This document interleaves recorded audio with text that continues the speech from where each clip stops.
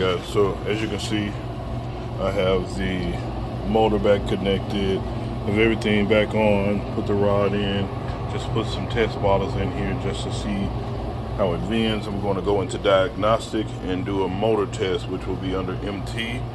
If you have a Dixie Narco 501E live display, it would look something like this. This is the procedure you would have to go through. So now we're just trying to get started with the test.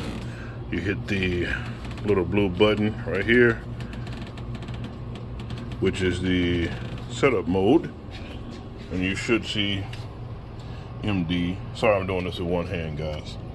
So I'm going into motor test. So you hold the two buttons until it reads diagnostic, and then you would hit the first button, and it'll go till it goes to that, and then you hold the next two buttons till it go to MT, and then you hold the first button, and it'll cycle through until the column that you want to test.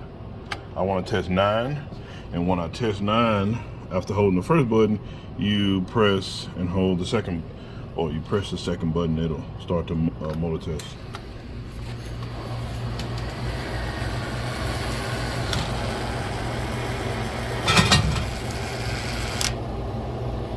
All right. Sorry, I got one hand. I don't have my stand with me.